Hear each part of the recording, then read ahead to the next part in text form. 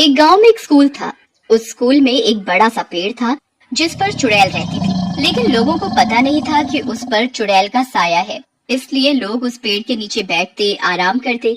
बच्चे उस पेड़ के नीचे बैठकर अपना लंच खाते थे। एक दिन स्कूल के कुछ बच्चे उसी पेड़ के नीचे बैठकर लंच कर रहे होते हैं।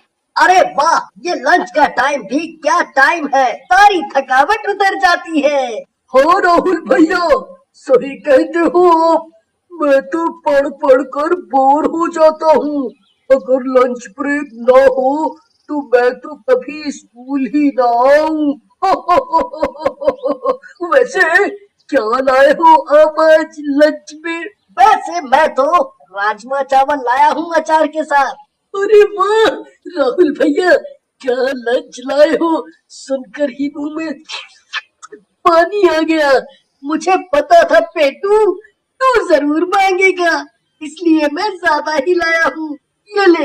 फिर मुन्ना, राहुल और बाकी के बच्चे उसी पेड़ के नीचे बैठकर लंच करने लग जाते हैं, लेकिन उन्हें पता नहीं होता कि चुड़ैल पेड़ के ऊपर से उन सबको देख रही होती है। अरे नीचे बच्चे क्या बातें कर रहे हैं खाने पीने की, और इस पेटू को तो देखो कैसे चटकारे लेकर खा रहा है। इसे खाते देखकर तो मेरे मुंह में भी पानी आ रहा है। उधर खाना ज्यादा होने के कारण मुन्ना और राहुल पूरा नहीं खा पाते और पेड़ के नीचे ही रखकर चले जाते हैं। उनके जाने के बाद चुड़ैल नीचे उतरती है और पड़े हुए खाने को खाने लगती है। अरे वाह, ये तो सचमुच बहुत स्वादिष्ट है। सच में मजा आ गया।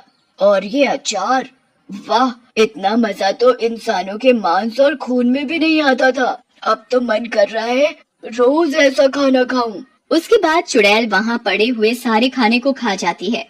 अगले दिन मुन्ना और राहुल फिर लंच टाइम में लंच करने आते हैं, लेकिन जैसे ही मुन्ना खाने के लिए टिफिन खोलता है, राहुल उसे बोलता है, अरे मुन्ना भाई, कम से कम हाथ तो धो लो। पता है ना, बिना हाथ धोए कुछ नहीं खाना चाहिए। फिर राहुल की बात सुनकर मुन्ना हाथ धोने चला जाता है और राहुल को भी कोई बुला लेता है। दोनों लंच बॉक्स वहीं रखे होते हैं। चुड़ैल ऊपर से उन दोनों को जाते हुए देख लेती है। मजा आ गया, ये दोनों ही यहाँ से जा रहे हैं। जब तक ये आएंगे मैं इनका पूरा खाना चट कर जाऊंगी। ऐसा कहकर चुड़ैल पेड़ से नीचे आती है और उन दोनों का पूरा लंच खा जाती है। उधर राहुल और मुन्ना वापस आते हैं। अरे राहुल भाई, इतनी भूख लगी थी तो बता देते, कुछ और खाने को मंगा लेते। देखो तुम मेरा भी खाना खा गए।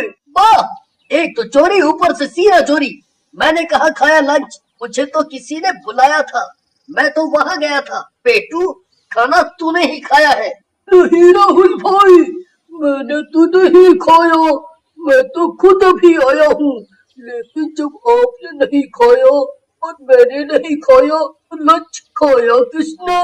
फिर दोनों हैरान परेशान होकर वहाँ से चले जाते हैं। फिर कई दिनों तक ऐसा ही होता रहता है। उन दोनों का खाना चुड़ैल किसी न किसी बहाने से खा जाती, जिस वजह से राहुल और मुन्ना अक्सर भूखे रह जाते।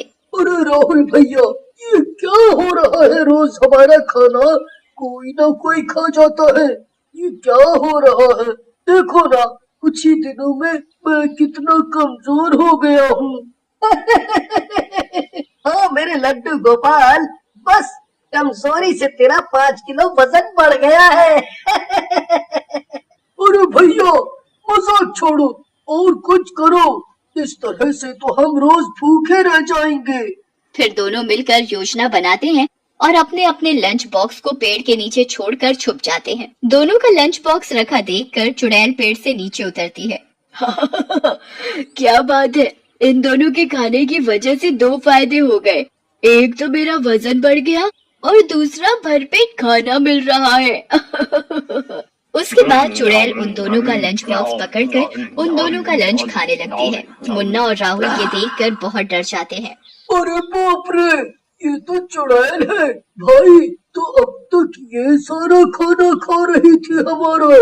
हाँ मुन्ना, ये चुड़ैल ही खाना खा रही थी हमारा, और हम लोग एक दूसरे पर शक किया करते थे।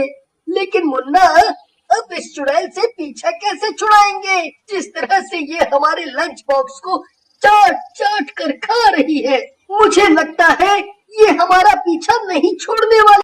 लेकिन अपना खाने को खाता देखकर मुन्ना को गुस्सा आ जाता है और वो गुस्से में चुड़ैल से जाकर बोलता है, चुड़ैल, बहुत हो गया तुम्हारा, बस अब जाओ यहाँ से, और आगे से मेरा खाना नहीं खाना, नहीं तो।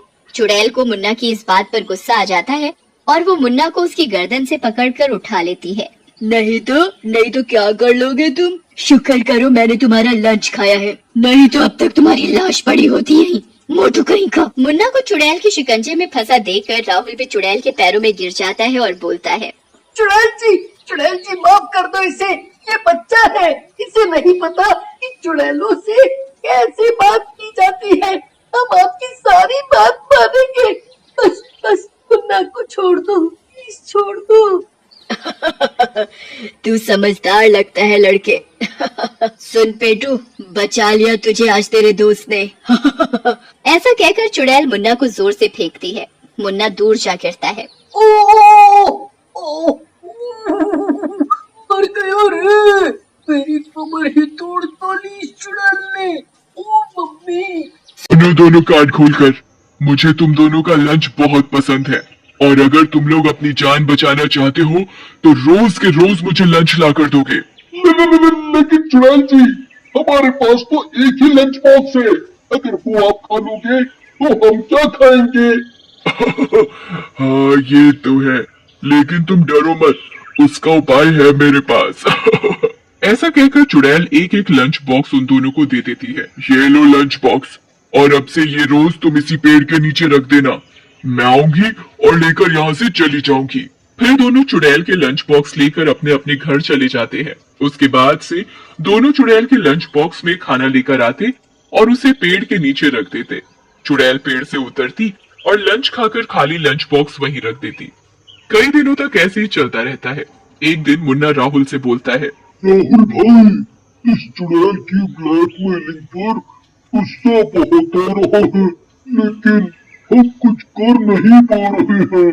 गुस्सा तो हमें भी आ रहा है यार, पता है हम तो घर में 2 बार पिट भी चुके हैं ज्यादा खाना लाने की वजह से। मम्मी को लगता है जैसे हम कोई नशेड़ी वशेड़ी बन गए हैं, लेकिन ये चुड़ैल है, हम क्या कर सकते हैं। लेकिन उन दोनों को ये पता नहीं होता कि उन दोनों के माँ बाप भी उन पर नजर रखे हुए हैं। सुषमा बहन देखो ना, रोज रोज राहुल ज्यादा खाना ले जाता है। क्या तुम्हारा मुन्ना भी ऐसा ही करता है? हाँ, हमारा मुन्ना भी 2-2 लंच बॉक्स ले जाता है। कहीं कोई बच्चे स्कूल में परेशान तो नहीं कर रहे हमरे बच्चे को? हाँ, हमें बच्चों पर ध्यान देना पड़ेगा। मैंने राहुल को भी बोला है कि कोई परेशानी हो तो बताओ, पर वो कुछ कहता ही नहीं।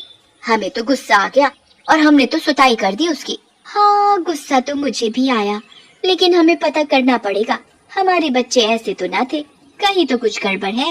एक दिन जब राहुल और मुन्ना घर से स्कूल के लिए निकलते हैं, उन दोनों की माँ सरला और सुषमा भी उनका पीछा करने लगती हैं। राहुल और मुन्ना रोज की तरह चुड़ैल का लंच बॉक्स पेड़ के नीचे रख कर खड़े हो जाते हैं। चुड़ैल नीचे आती है और लंच बॉक्स खाने लगती है। अरे सुषमा बहन, ये तो चुड़ैल है, हम तो अपने बेटे राहुल को फालतू में डांट दिए। सही कहती हो बहन, इन दोनों को इस चुड़ैल ने डरा रखा है। इसका कुछ इलाज करना पड़ेगा, नहीं तो हमारे बच्चे मुश्किल में आ जाएंगे। हमें बच्चों को बिना मतलब नहीं मारना चाहिए, पहले उनसे कारण पूछना चाहिए था। ऐसा कहकर वो दोनों वहाँ से चली जाती है और अगले दिन राहुल और मुन्ना फिर से लंच बॉक्स लेकर निकलते हैं। चुड़ैल उनके हाथों से लंच बॉक्स लेती है और खाने लगती है। अरे मर गई रे, तुमने इसमें क्या मिला दिया? इतनी मिर्ची, मैं तुम दोनों का खून पी जाऊंगी। चुड़ैल से पंगा ले रहे हो तुम? ऐसा कहकर चुड़ैल उन दोनों की तरफ बढ़ती है। तभी वहाँ सुषमा और सरला आ जाती है और चुड़ैल को झाड़ू से मारने लगती है। हमरे बिटवा को डरा रही थी, ये ले, कहाँ समझी थी, हमको पता नहीं चलेगा। पागल औरत, मुझे मारती है वो भी झाड़ू से, मैं तुझे जिंदा नहीं छोड़ूंगी। हमको मारने से पहले तू अपने को देख, जिस खाने को खाया है उसमें हमने तांत्रिक से मिला हुआ भभूत मिला दिया था। बस अब कुछ पलों में तू मर जाएगी चुड़ैल। और वैसा ही होता है। थोड़ी देर में चुड़ैल पूरी तरह जल जाती है। अब डरो नहीं, सब ठीक है।